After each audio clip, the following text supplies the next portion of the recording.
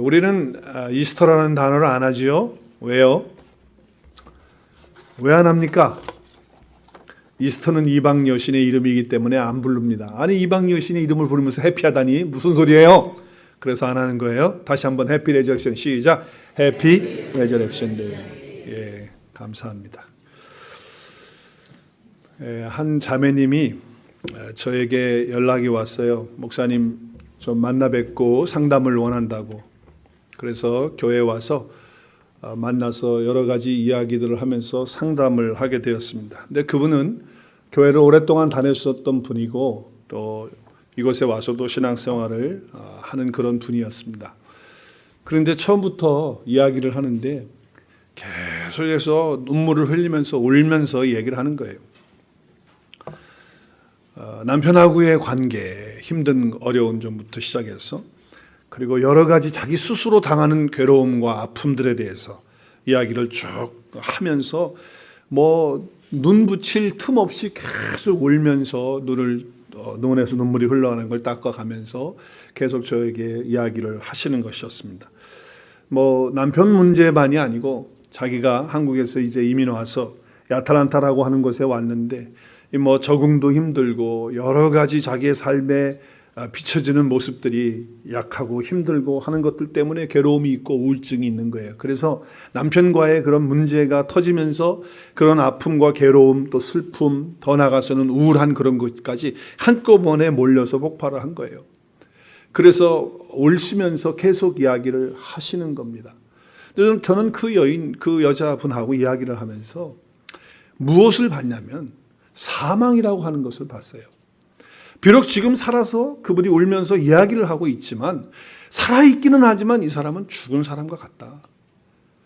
왜냐하면 인생을 포기하고 그리고 더 이상 살 용기와 희망을 갖고 있지 않은 그런 전혀 그런 모습이 아니기 때문에 말뿐만 아니라 그의 얼굴의 표정과 그의 삶의 모든 영역의 부분들의 이야기를 들으면서 이분은 사망이지 절대로 생명을 갖고 사는 사람이 아니다라는 그런 느낌을 받았어요.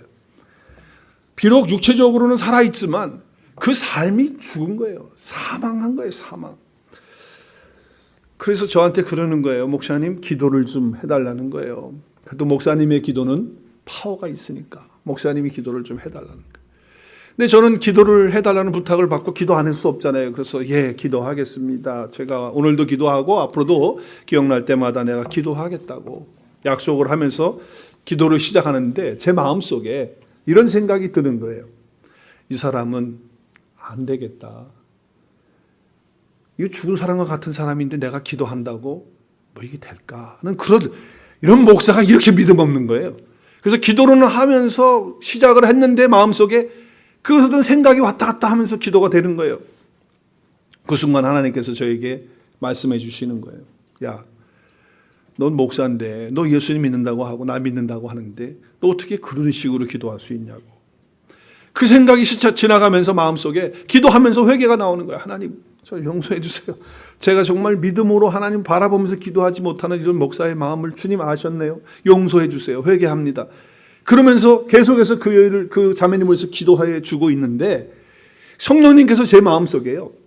어떤 기도를 계속하게 하시냐면 예수 그리스도께서 우리 안에 계실 뿐만 아니라 우리 속에 역사하시고 지금도 살아계신다라고 하는 그 기도가 계속 선포로 나오는 거예요. 선포로. 예수 그리스도는 우리를 위해서, 죄를 위해서 죽으셨습니다. 그리고 예수 그리스도는 우리를 위해서 다시 부활하셨습니다. 그리고 그 부활하신 주님께서 우리와 함께 하십니다라고 하는 그런 어떤 예수 그리스도에 대한 복음의 선포가 기도 가운데 계속 나오는 거예요. 그 순간에 하나님께서 저에게 큰 확신과 믿음을 주실 뿐만 아니라 그 자매님도 기도하는 가운데 그 울음이 이제 멈춰지는 것을 제가 보게 되고 또 기도하는 가운데 제가 중간중간 눈을 뜨고 기도하죠. 죄송합니다. 왜냐하면 그 사람의 상태를 보기 위해서. 근데 그 얼굴 표정이나 또 그의 그 모습이 점점 바꿔지는 것을 볼 수가 있었어요. 우리가 인생을 살아가면서 참으로 힘들고 어려운 순간들이 있을 수 있습니다. 그래서 사망과 같은 그런 인생의 삶을 살 수 있습니다. 그러나 예수 그리스도는 그 사망에서 이기신 분이시잖아요. 살아나신 분이시잖아요. 그래서 복음은 우리에게 생명이 되는 거예요. 그래서 복음이신 예수 그리스도, 그 생명이 우리 가운데 들어오면 사망은 물러가는 줄로 믿습니다. 우리의 삶이 육체적으로 죽었다가 다시 살아나는 것뿐만 아니라 우리 인생을 살아가면서 그 사망의 그림자가 우리를 비추지 못하고 그 사망이 우리를 얽매여서 우리를 끌고 가지 못하는 거예요. 왜냐하면 우리는 예수 그리스도 안에 있는 자들이기 때문에 이미 그 사망에서 승리한 자인 줄로 믿습니다. 사도 바울은 이런 고백을 합니다. 우리 함께 이 고백을 드렸으면 좋겠어요. 우리 고린도전서 15장 55절에서 57절 말씀이에요. 우리 함께 고백합니다. 사망아, 너의 승리가 어디 있느냐? 사망아, 내가 쏘는 것이 어디 있느냐? 사망이 쏘는 것은 죄요, 죄의 권능은 율법이라. 그러나 우리 주 예수 그리스도로 말미암아 우리에게 승리를 주시는 하나님께 감사하노니. 아멘. 사망을 이긴 자가 누구십니까? 예수 그리스도십니다. 근데 그분이 어디 계십니까? 하늘에 계십니까? 그분이 어디 계십니까? 제 안에 함께 계시는 거예요. 그렇다면 예수 그리스도께서 승리하신 그 사망이 우리도 어떻게 되는 겁니까? 그 사망 가운데 이제 사는 것이 아니고, 아무리 사망을 우리를 쏜다 할지라도, 삶의 현장에서 우리를 정말 죽음과 같이 그렇게 이끌어간다 할지라도 예수 그리스도께서 나와 함께 계시다면, 그 승리하신 사망을 이기신 그 주님이 나와 함께 하신다면 우리도 그 사망을 이기는 줄로 믿습니다. 그래서 하나님께 감사하는 삶을 살게 되는 거예요. 사망을 이기는 건요, 생명밖에 없습니다. 죽음을 이길 수 있는 건 생명밖에 없는 거예요. 그래서요, 복음이 들어오면 생명이기 때문에 사망은 물러가는 거예요. 더 이상 사망이 존재할 수가 없는 거예요. 우리의 복음은 이미 우리 안에 생명으로 존재해 있는 것입니다. 그래서 우리는 승리하는 삶을 사는 것이죠. 그래서 사도 바울은 이렇게 고백을 했어요. 복음이 우리 가운데 들어오면, 예수 그리스도께서 우리 안에 오시면, 그리고 내가 그분을 믿고 따르면 어떤 일이 일어나느냐? 바로 이와 같은 일이 일어난다는 거예요. 함께 시작. 이는 그리스도 예수 안에 있는 성령의 법이 죄와 사망의 법에서 너를 해방하였느니라. 아멘. 그리스도 예수 안에 있게 되면 그 예수 그리스도의 부활의 생명이 내 안에 들어오셔서 성령의 법이 나를 이끌으심으로 말미암아 죄와 사망의 법에서 우리를 해방시키는, 더 이상 우리가 그 사망의 굴레에 끌려가지 않는 인생을 살 수 있는 거예요. 우리가 죽어서 영원히 사는 것도 물론 주님과 함께 살기 때문에 영원히 살지만, 이 땅을 살아가는 가운데도, 육신을 갖고 살아가는 가운데도 생명의 성령의 법이 죄와 사망의 법에서 이긴 것처럼, 해방시킨 것처럼 우리의 삶도 그렇게 돼야 마땅한 것이라는 거예요.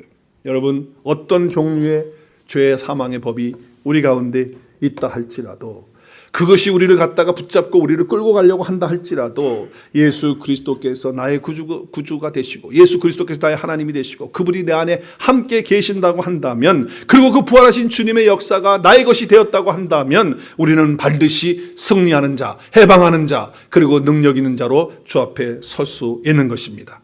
이것이 오늘 우리 부활절에 주시는 메시지예요. 정말 중요한 거예요. 우리가 그냥 은혜를 받아야 돼요. 여기서요.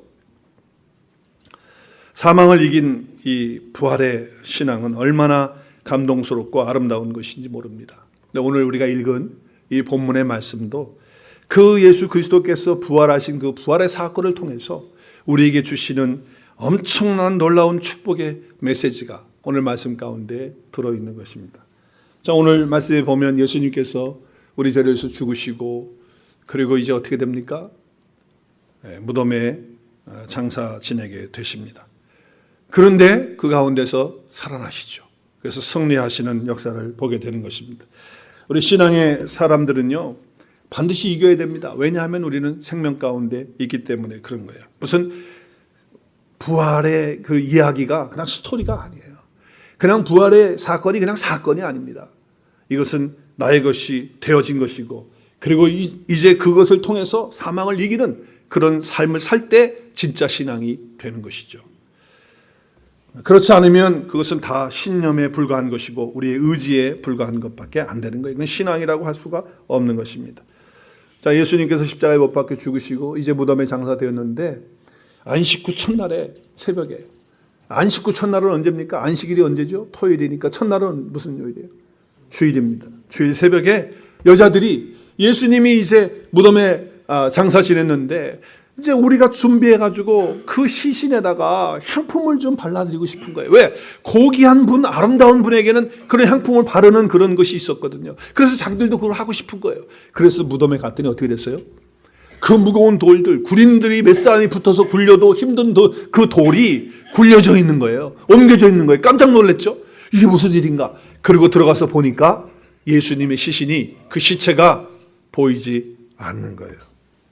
자, 그래서 이제 어떻게 됩니까? 이 여인들이 더 실망을 한 거예요. 아니, 지금 마지막 주님의 그 몸에 향품을 가지고 발라드리고 싶은 그런 사랑의 마음을 가지고 주님 앞에 갔는데 주님이 없어져 버렸어요.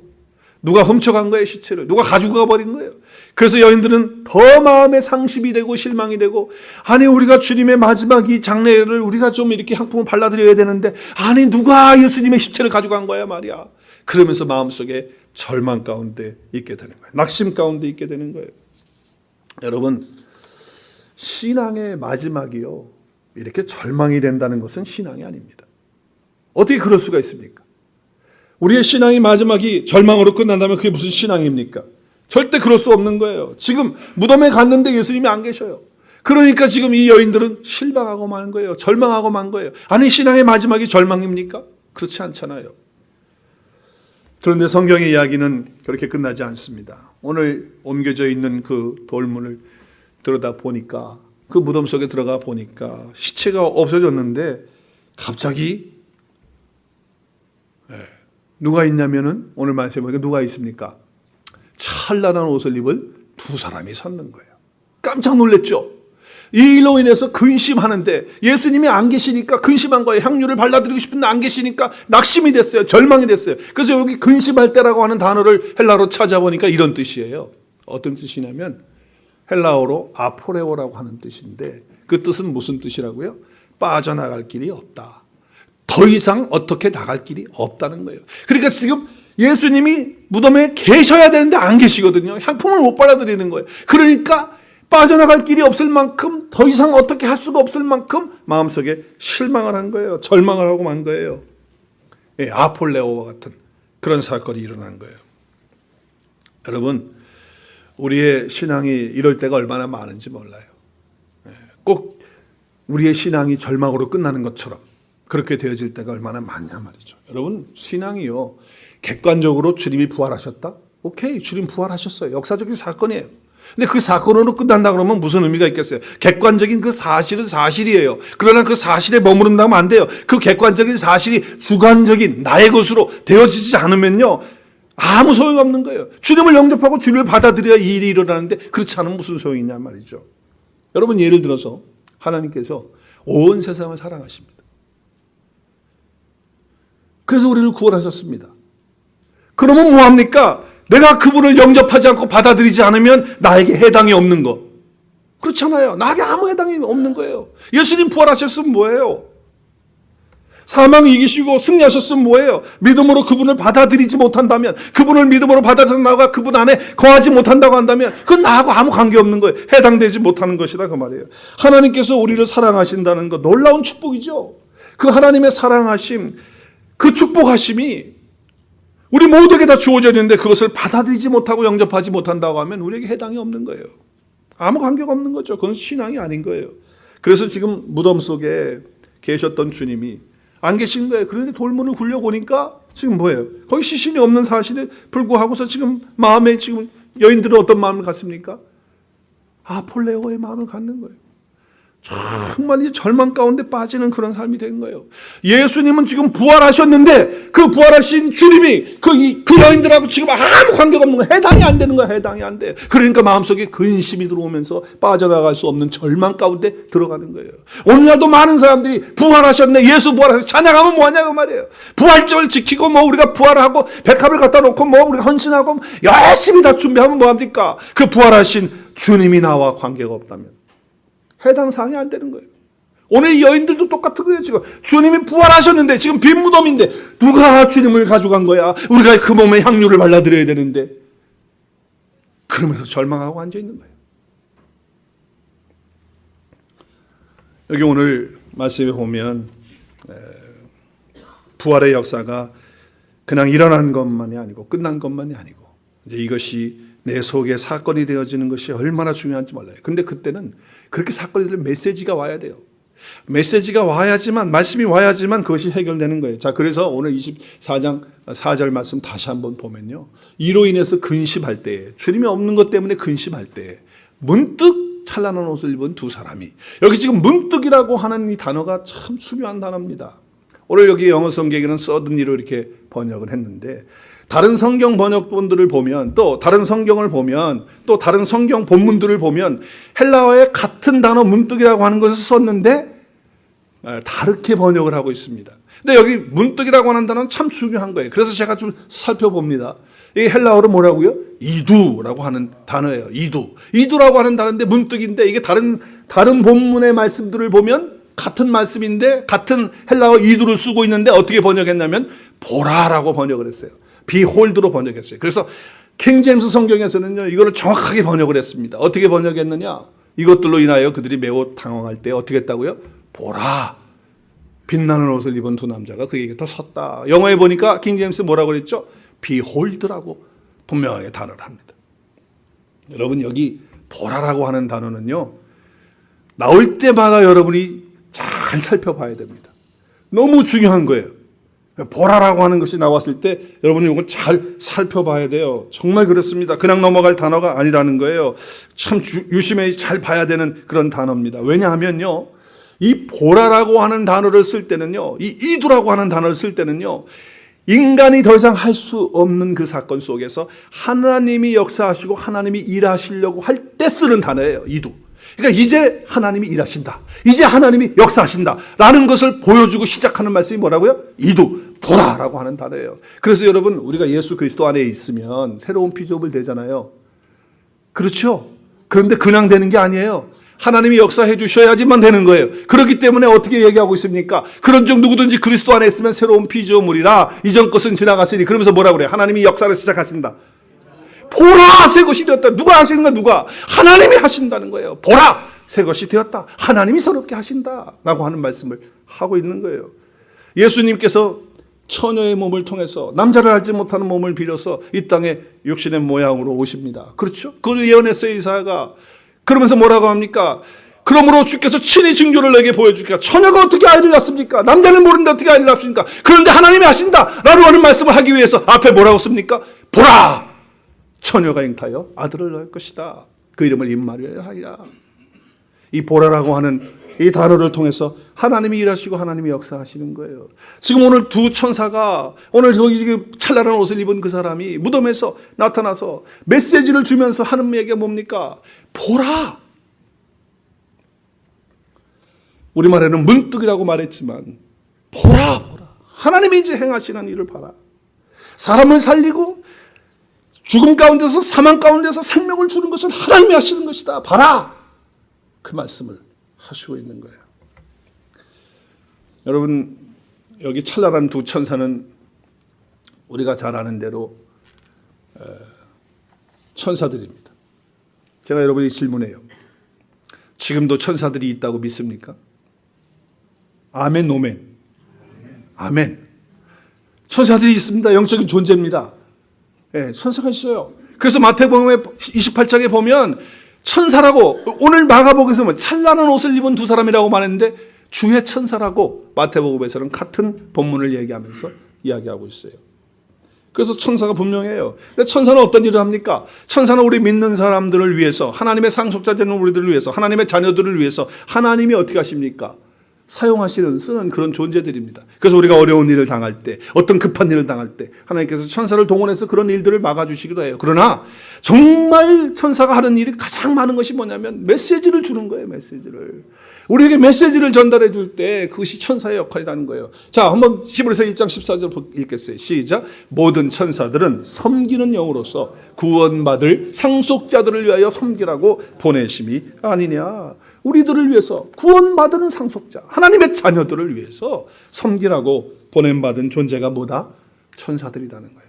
그래서 우리를 돕고 우리와 함께하는 그런 일들을 천사를 통해서 하시는데, 그때 뭘 통해서 하시냐? 메시지를 통해서 가장 많이 하신다는 거예요. 메시지를 통해서. 그래서 성경에 보면 가브리엘이, 천사가 와서 항상 메시지를 준다고, 말씀을 주신다 그 말이에요. 그래서 그 말씀으로 우리를 세워주시고 그 말씀으로 우리에게 하나님의 그 뜻을 전달해 주고 있다라고 하는 것이죠. 자, 그런데 그 메시지 가운데 중요한 거, 오늘 말씀을 통해서 하나님이 메시지를 전하시면서 하나님이 일하실 때 이두라고 하는 그런 단어를 쓰면서 비홀더 보라라고 하면서 하나님의 역사를 이룬다고 했습니다. 자, 그런데 그 천사들이 준 메시지가 뭐냐는 거예요. 어떤 메시지를 줬느냐? 오늘 너무나도 중요한 메시지를 천사들이 여인들에게 줍니다. 오늘 여기 네 분 정도가 되는 여인들에게 주잖아요. 자, 어떤 메시지를 줍니까? 우리 같이 읽어야 돼요. 시작. 여자들이 두려워 얼굴을 땅에 대니 두 사람이 이르되, 시작. 어찌하여 살아있는 자를 죽은 자 가운데서 찾느냐? 지금 뭡니까? 이 여인들은 죽은 자 가운데서 주님을 찾고 있는 거예요. 주님은 이미 살아나셔서 내 안에 계시는 분이시고, 주님은 살아나셔서 주님을 믿고 있는 자들 속에 계시는데, 근데 뭐예요? 죽은 자 가운데서 주님 어딨냐고 찾는 것을 이야기하고 있는 거예요. 너무 중요한 것입니다. 예수님은 죽은 것이 아니라 살아나셨다는 거예요. 영원히 살아계신 분이시라는 거예요. 하나님은 살아계신다는 거예요. 하나님께서 우리에게 가장 강력하게 주시는 메시지는 뭡니까? 주님은 내 안에 살아계신다고 하는 메시지인 줄로 믿습니다. 우리를 사랑하신다는 메시지도 중요한 메시지지만, 우리를 구원하신다는 메시지도 중요한 메시지지만, 주님이 내 안에서 영원토록 살아계신다고 하는 메시지는 매일매일 들어야 되는 메시지입니다. 주님이 주시는 메시지. 오늘 여인들은 이 메시지를 듣고 달라지고 변화되는 거예요. 새로워지는 거예요. 여러분이 다 잘 알고 있는 이야기일 거예요. 종교개혁을 했던 마틴 루터, 여러분 잘 아시잖아요. 마틴 루터가 종교개혁을 할 때 그가 끝까지 할 수 있었던 것은 물론 하나님의 은혜와 하나님의 도우심이 함께 한 것이죠. 그런데 많은 사람들이 어떻게 보냐면 부인 잘 만나서 했다. 한번 따라하겠습니다. 부인 잘 만나서 끝까지 했다. 시작. 부인 잘 만나서. 부인 잘 만나서 끝까지 할 수 있었어요. 어떻게 보면 인간적으로 생각한다면. 왜냐하면 그 당시에 다 신부들이었거든요. 신부들은 결혼해야 안 해요. 남자들 장가 가야 안 가요. 안 가는 거예요. 그래서 루터도 장가를 못 가고 있었어요. 가고 싶었는지도 모르겠지만 못 갔어요. 그런데 성경을 읽다 보니까 그게 아니잖아. 그래서 결혼하고 싶은 마음도 있다. 이제 이렇게 생각했는지 몰라요. 그런데 어떤 여인 하나가 그 루터를 너무너무 좋아하고 사랑한 거예요. 마음속에. 짝사랑을 했어. 그래가지고 계속 루터에게 접근하고 이렇게 했던 거예요. 근데 마틴 루터가 나이가 42살이에요. 42살. 총각이에요. 그런데 15살 어린 여인이 루터를 보고 마음에 들어하고 좋아한 거예요. 그러다 보니까 루터도 생각해 보니까 말씀 속에 그게 사실은 이렇게 제도적으로 결혼을 못하는 게 이게 아니거든요. 그러다 보니까 자기도 결혼하고 싶은 마음이 있어서 결국에는 어떻게 했냐. 연애하다가 결혼을 했어요. 15살 어린 여인하고. 그러다 보니까 옆에서 비난을 하기 시작한 거예요. 뭐라고 비난했겠어요? 저 루터는 말이지 결혼하고 싶어서 종교개혁 간단 말이야. 그래서 저렇게 쓸데없는 짓을 하면서 자기가 여자가 좋아가지고 말이죠. 저 여인 때문에 말이지 저런 종교개혁을 하다니 하면서 여러 가지로 비난하고 욕하고 뭐 별 얘기를 다 한 거예요. 얼마나 힘들었겠어요. 그리고 그 당시에 종교개혁을 한다는 거는 목숨 내놓고 하는 거예요. 정말 죽을 각오하고 하는 겁니다. 그 종교 권력이라는 게 얼마나 셌습니까? 그런데 끝까지 종교개혁을 할 수 있었던 것은 하나님의 은혜고, 두 번째는 그 아내 카타리나 때문인데, 그 카타리나에 대한 얘기가 여러분 잘 아시잖아요. 종교개혁 할 때 너무너무 힘들어가지고 하루는 루터가 그냥 주저앉아가지고서 포기하려고 이제 하는 거예요. 그런데 카타리나가 어떻게 했어요? 상복을 입고 나타나가지고 있는 거예요. 그래서 루터가 묻잖아요. 아니, 누가 돌아가셨습니까? 그랬더니 카타리나가 그 부인이 뭐라고 얘기해요? 하나님이 돌아가셨다고. 하나님 죽어서 장례식 간다고. 그러니까 경건한 놈이 한 얘기를 한다고 말이지. 막 야단을 치면서 하나님이 돌아가시다니 무슨 얘기냐고 호통을 쳤죠. 그랬을 때 카타리나가 얘기해요. 하나님이 살아계신다고 한다면, 그 살아계신 주님이 당신 안에 계신다고 한다면 당신이 어떻게 이럴 수가 있느냐. 하나님이 살아계시고 주님이 살아계셔서 당신 안에 계시는데 당신은 이렇게 삶을 포기하고 이렇게 지금 주저앉아서 절망하고 낙심할 수 있는 것이냐 말이지. 이렇게 얘기했을 때 루터가 그 이야기를 듣고 도전을 받고 자기 안에 계시는 주님을 다시 바라보면서 일어나서 끝까지 종교개혁을 할 수 있었다는 거예요. 멋진 부인이죠. 할렐루야. 훌륭한 부인이죠. 아멘. 예, 그러니까 여러분 루터에게는 지금 그 부인이 천사예요. 그 부인이 천사라고. 메시지를 준 거예요. 부인 되시는 여러분들 모두 카탄이나 같은 부인이 되실 수 있기를 주의 이름으로 축복합니다. 우리 백장로님 제일 크게 하셨어. 아멘. 정말 남자들을 보필하고 세워주고 도와주고, 그리고 특별히 하나님의 메시지를 받아서 남편이 정말 좌절하고 절망하고 있을 때 하나님의 메시지를 줄 수 있는 부인들이 돼야 된다는 거예요. 남편들은 가만히 있어야 됩니까? 남편들도 부인이 절망하고 힘들어할 때 어떻게 해야 돼요? 하나님이 주시는 메시지를 그에게 전해주는 천사 역할을 해야 되는 거예요. 할렐루야. 여러분 보세요. 우리한테 가장 주어지는 것 가운데 가장 복된 메시지는 하나님이 내 안에 살아계신다. 주님이 내 안에 살아계신다는 거예요. 그런데 어찌해서 살아계신 그분을 죽은 자들 가운데서 찾느냐. 엄청난 메시지를 던지고 있어요. 오늘날도요. 내 안에 주님 살아계신다고 말하고, 주님 부활하셨다고 부활의 노래 부르고 열심히 부활절 지키고 그러는데 삶의 현장을 보면 죽은 자 가운데서 맨날 주님을 찾고 있다 그 말이에요. 살아계신 주님 우리 안에 계신다고 한다면 살아계신 그분과 함께하는 삶의 증명을 해야 돼요. 그런데 죽은 자 가운데서 찾는 것은요, 신앙인처럼 보이지만 그건 신앙인이 아니에요. 어떻게 그게 신앙인입니까? 자, 그러세요. 그렇기 때문에 우리가 그런 함정에 빠지지 않도록, 그런 실수에 넘어지지 않도록, 내 안에 지금도 부활하셔서 영원히 나와 함께 계시고 주님 부활의 첫 열매를 맺으셔서 우리 모두가 다 주님과 함께 부활한 존재로서 주님과 함께하는, 그리고 주님이 내 안에서 그 부활의 생명으로, 그 복음으로, 복음은 생명인데 그 생명으로 나와 함께 하시는 그런 주님의 역사가 매일매일 삶 가운데서 체험되어지는 저와 여러분이 될 수 있기를 주의 이름으로 축복합니다. 그런 은혜가 있어야 되는 거예요. 자, 그런데 왜 이런 실수들과 또 이런 자꾸 주님이 살아계심에도 불구하고 죽은 자 가운데서 주님을 찾느냐는 거예요. 왜 그럴까요? 이유가 뭘까요? 구체적으로 그러면 있다면 어떤 것들일까요? 어떤 것들이 우리의 삶에 실제적으로 죽은 자들 가운데서 주님을 찾는 것과 같은 모습으로 우리의 삶이 나타날까요? 어떤 것일까요? 한번 우리 생각해 보면 좋겠어요. 오늘 말씀을 통해서 몇 가지를 생각해 보겠어요. 첫 번째는 주님의 역사를 자신의 이성과 자신의 상식과 자신의 어떤 합리성에다가 한계 속에다가 가두어 두고 신앙생활하는 경우예요. 이게 쉽게 얘기하면 이런 얘기입니다. 자기의 이성과 자기의 생각이 판단이 옳을 때도 있어요. 맞을 때도 있고. 그런데 주님보다도, 살아계신 내 안에 계신 주님보다도 내 생각과 내 이성이 더 앞서는 거예요. 항상. 정말 주님이 말씀하실 때는 내 이성이나 합리성과 상식을 내려놓고 주님을 따라서, 내 안에 살아계신 주님을 따라서 살아야 되는데 그렇지 못하고 내 이성 가운데서, 내 합리성 가운데서 계속 그걸 생각하는 거예요. 내 생각을 하는 거예요. 그러면 뭐와 같다? 죽은 자들 가운데서 주님을 찾는 거예요. 살아계신 주님을 어떻게 거기서 찾아요? 찾을 수가 없는 건데.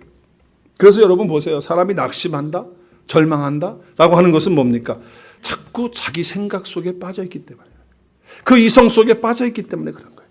내 생각이 틀리니까 틀렸다는 거 아니에요? 내 생각이 할 수 없다니까 할 수 없는 거 아니에요? 그렇잖아요. 자기 생각 속에 얽매여서 그 한계에서 벗어나지 못하는 그런 신앙생활을 하는 경우가 있어요. 그런 경우는 다 죽은 자들 가운데서 살아계신 주님을 찾고 앉아있는 거예요. 여러분 한번 생각해 보세요. 마귀가 우리를 공격할 때 어디부터 공격하는지 아세요? 우리의 생각을 공격해요. 그래서 항상 생각 속에 자꾸 나쁜 것들을 밀어놓고 그렇게 하는 거예요. 근데 자기 그 죄악된 자기 생각 속에 빠지면 빠질수록, 자기의 생각 속에, 이성 속에 자꾸 들어가면 들어갈수록 아름다운 말이 나오는 게 아니라 아주 안 좋은 얘기도 납니다. 한번 보세요. 쉽게 예를 들어볼게요. 여러분도 아마 그렇게 했을 거예요. 나도 그런 말 했어요.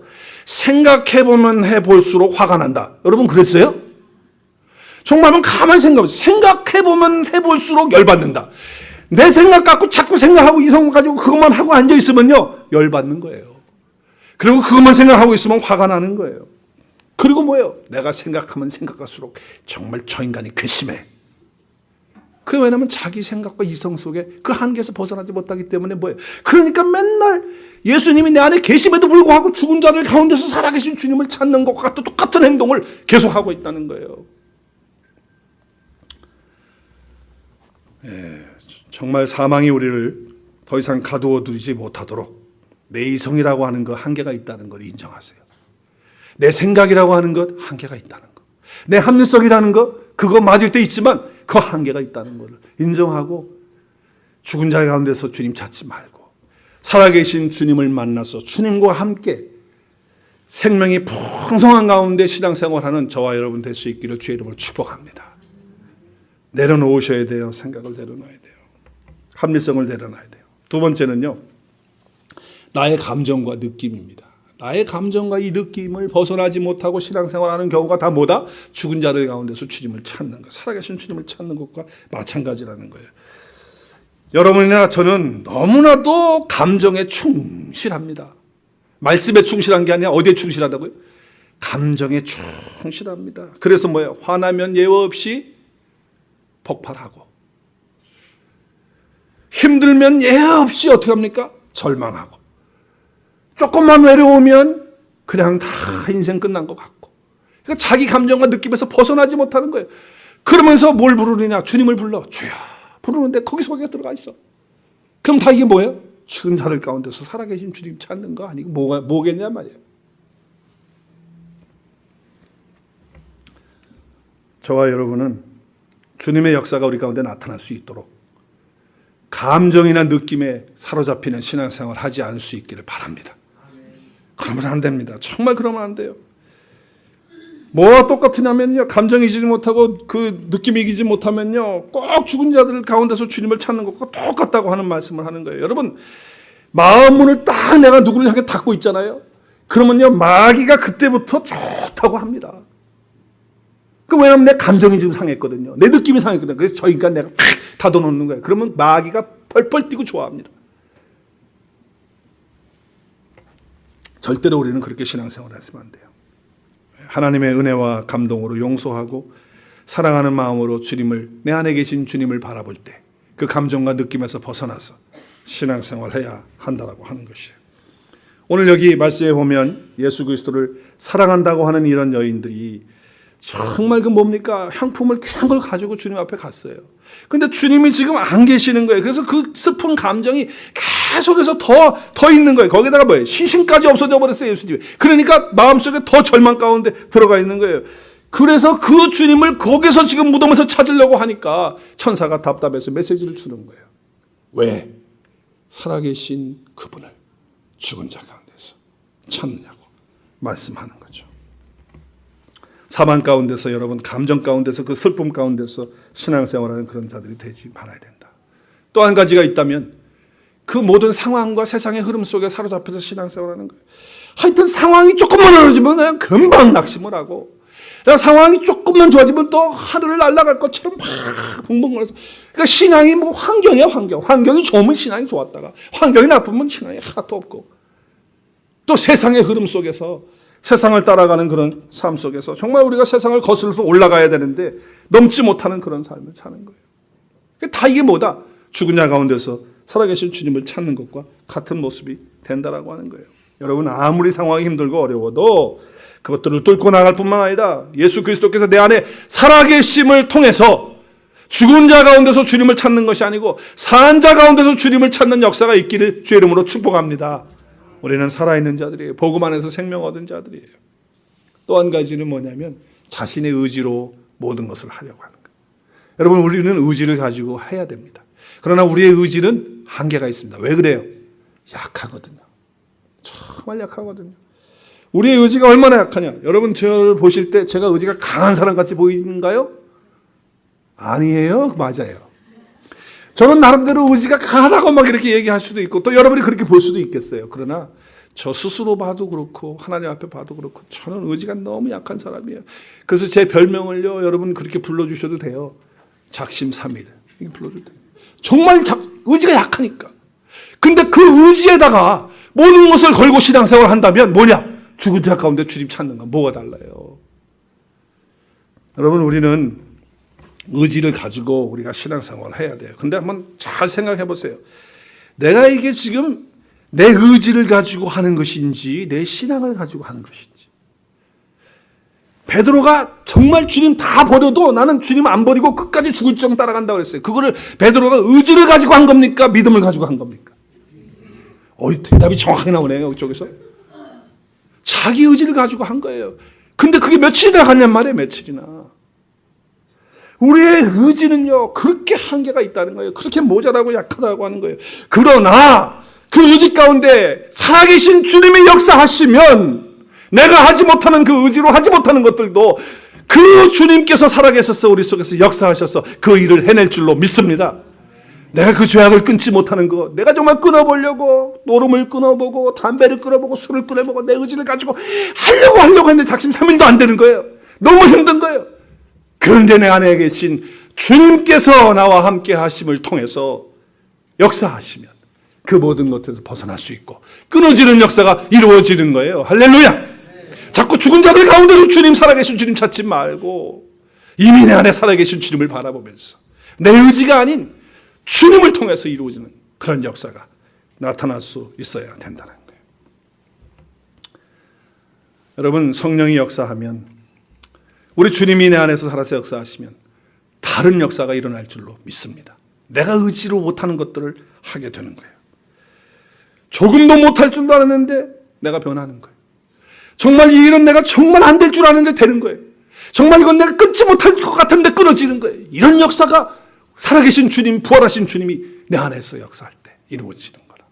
내 의지로 안 되는 것이 주님께서 역사하셔서 이루어지는 거예요. 이게 복음이에요. 자, 그러면 이런 신앙의 역사가 어떻게 할 때 이루어지느냐? 어떻게 할 때 이루어지는 겁니까?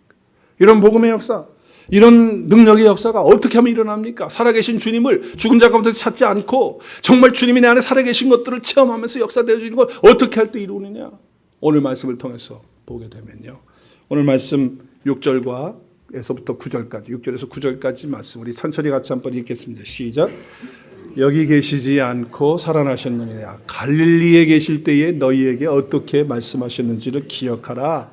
이르시기를 인자가 죄인의 손에 넘겨져 십자가에 못 박히고 제3일에 다시 살아나야 하리라 하셨느니라. 한데 그들이 예수의 말씀을 기억하고 무덤에서 돌아가 이 모든 것을 열한 사도와 이 모든 이에게 알리리. 자, 여기 말씀에 보면 반복해서 하신 말씀이 뭐예요? 밑줄 친대죠? 뭐예요?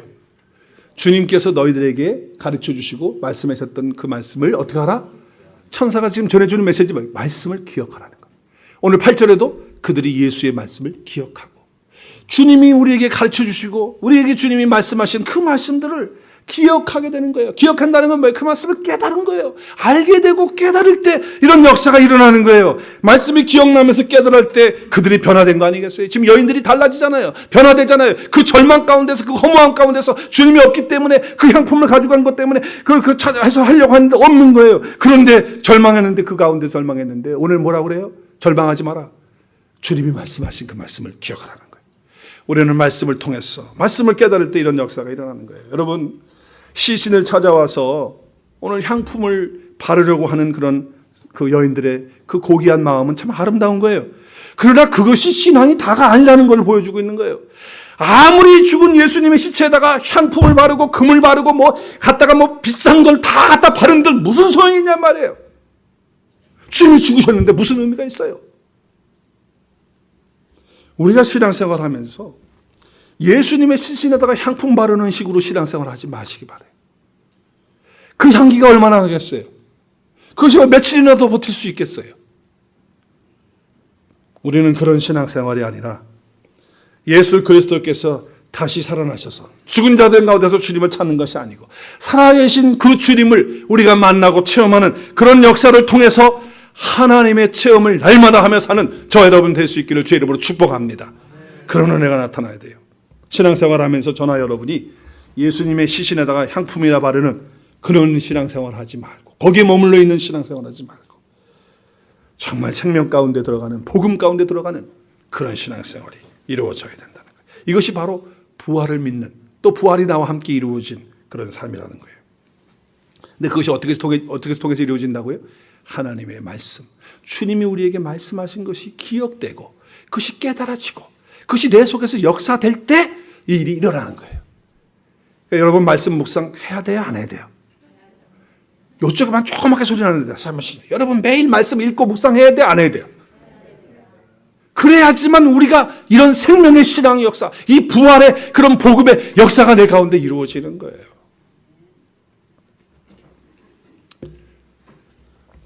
오늘 말씀을 통해서 한 가지 꼭 기억할 수 있는 그런 말씀은 뭐냐면요. 부활은요, 부활했다고 하는, 예수님이 부활했다고 하는 사실만 믿는 것이 아니라 부활을 가지고 사는 것입니다. 한번 따라하겠습니다. 예수님이 부활하신 것을, 그 사실을 믿는 것뿐만 아니라 그 부활을 가지고 살아야 합니다.